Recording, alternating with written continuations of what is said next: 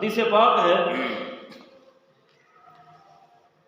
حضور علیہ الصلوۃ والسلام جب معراج کی رات تشریف لے گئے، سفر کرتے کرتے تو حضور علیہ الصلوۃ والسلام حضرت معاذ بن جبل رضی اللہ تعالیٰ عنہ راوی ہیں کہ جب سرکار پہلے آسمان پر پہنچے تو حضور علیہ الصلوۃ والسلام کی نگاہوں نے کیا دیکھا کہ پہلے آسمان کے جو فرشتے ہیں وہ حالت قیام میں کھڑے ہو کر رب کی بندگی کر رہے ہیں،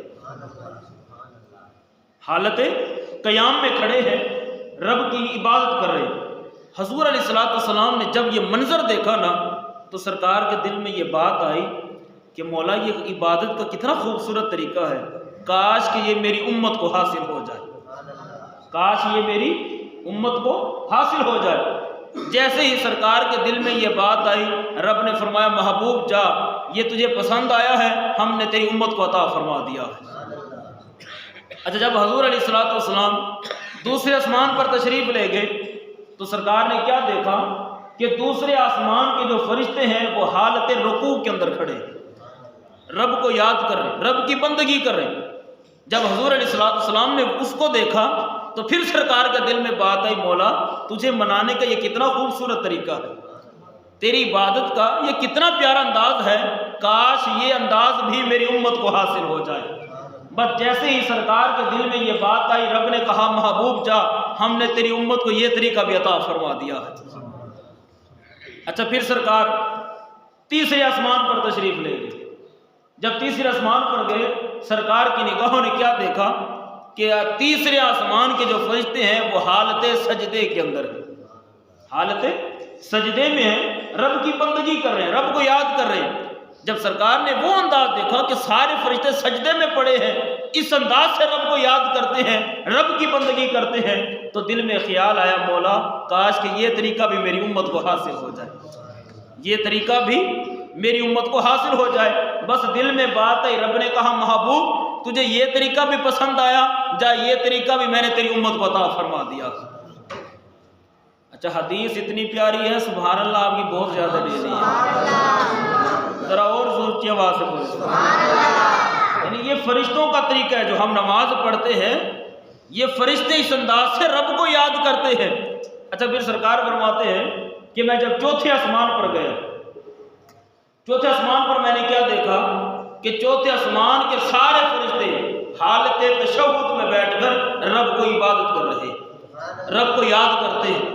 تو جب میں نے یہ طریقہ دیکھا تو پھر میرے دل میں خیال آیا، میں نے عرض کی مولا کاش کہ یہ طریقہ بھی میری امت کو نصیب ہو جائے، میری امت اس انداز سے تجھ رب کو یاد کرے۔ سرکار فرماتے ہیں دل میں خیال آیا، رب نے کہا محبوب جا، تیری امت کو یہ طریقہ بھی عطا فرما دیا۔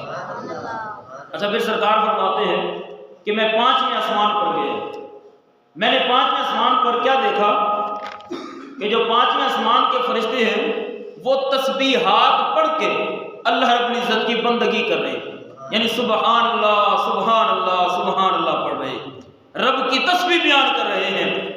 جب میں نے ان کی تسبیح سنی تو میرے دل میں خیال آیا مولا یہ تسبیح کتنی خوبصورت ہے، اگر یہ میری امت کو نصیب ہو جائے تو کتنی تیری رحمت ہوگی۔ سرکار فرماتے بس دل میں خیال آیا، رب نے کہا محبوب جا، یہ تسبیح بھی تیری امت کو عطا فرما دی ہے۔ اچھا، پھر سرکار فرماتے ہیں کہ میں چھٹے آسمان پر گیا، چھٹے آسمان کے فرشتوں کو میں نے دیکھا کہ وہ اپنی زبان سے، اپنے انداز سے اللہ رب العزت کی بڑائی بیان کر رہے ہیں، تکبیرات کہہ رہے ہیں، اللہ اکبر اللہ اکبر اللہ کبیرا والحمدللہ کثیرا، رب کی بڑائی بیان کر رہے ہیں۔ جب میں نے وہ منظر دیکھا تو میرے دل میں پھر آ گیا مولا کاش کہ یہ عبادت بھی میری امت کو نصیب ہو جائے، یہ تکبیرات بھی میری امت کو نصیب ہو جائے۔ رب نے کہا محبوب جا، یہ بھی عطا فرما دی ہے۔ اب جب ساتویں آسمان پر پہنچا، اب سنیے سرکار کیا فرماتے ہیں۔ سرکار فرماتے ہیں میں نے ساتویں آسمان پر گیا تو میں نے فرشتوں کو کیا دیکھا، ازل سے لے کر اب تک اور قیامت تک یہ فرشتے جو سات آسمان والے ہیں وہ رب کی بندگی کس انداز سے کر رہے ہیں، وہ فرشتے ایک دوسرے کو السلام علیکم کہہ رہے ہیں۔ کیا کہہ رہے ہیں؟ ذرا اونچی آواز، کیا کہہ رہے ہیں؟ السلام علیکم۔ اور یہ وہ چیز ہے جو حضور علیہ الصلوۃ والسلام کے توسل سے رب نے ہمیں سلام کے ذریعے عطا فرمائی. یعنی جب ہم ایک دوسرے سے مخاطب ہوتے ہیں تو کیا کہتے ہیں؟ السلام علیکم ورحمۃ اللہ وبرکاتہ. سرکار فرماتے ہیں کہ میں نے دیکھا کہ وہ اس انداز سے السلام علیکم کہہ رہے ہیں ایک دوسرے کو، رب کی عبادت کر رہے ہیں. میرے دل میں یہ خیال آیا مولا کاش یہ عبادت کا یہ رنگ بھی میری امت کو نصیب ہو جائے، عبادت کا یہ طریقہ بھی میری امت کو نصیب ہو جائے. تو رب کی بارگاہ سے آواز ہے محبوب آپ کو یہ طریقہ پسند ہے، جائے ہم نے آپ کی امت کو یہ طریقہ بھی عطا فرما دیا ہے.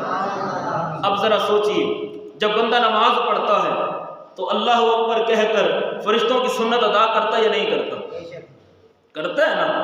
تو جب بندہ قیام کرتا ہے یہ بھی فرشتوں کی سنت ادا ہو گئی، رکوع کرتا ہے یہ بھی فرشتوں کی سنت ادا ہو گئی، سجدہ کرتا ہے یہ بھی فرشتوں کی سنت ادا ہو گئی، پھر اتحیات میں بیٹھتا ہے یہ بھی فرشتوں کی سنت ادا ہو گئی، پھر انسان السلام علیکم کہہ کر نماز کو مکمل کرتا ہے، یہ ساتوں آسمان والے فرشتوں کی سنت ادا ہو جاتی ہے.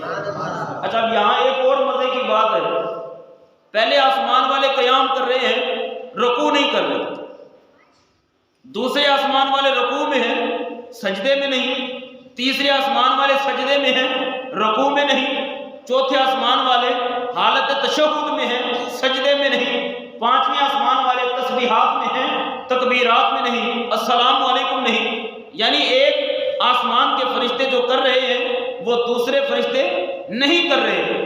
ہر منصب والا فرشتہ اپنا عمل کر رہا ہے، مگر ذرا سوچئے میں اور آپ اپنی قسمت پر قربان نہ جائیں. ہر فرشتہ ایک عمل کرتا ہے، ہر فرشتہ ایک عمل کر رہا ہے، ہر آسمان والا فرشتہ اپنا عمل کر رہا ہے، اور کسی کا عمل کرنے کی اسے اجازت نہیں ہے.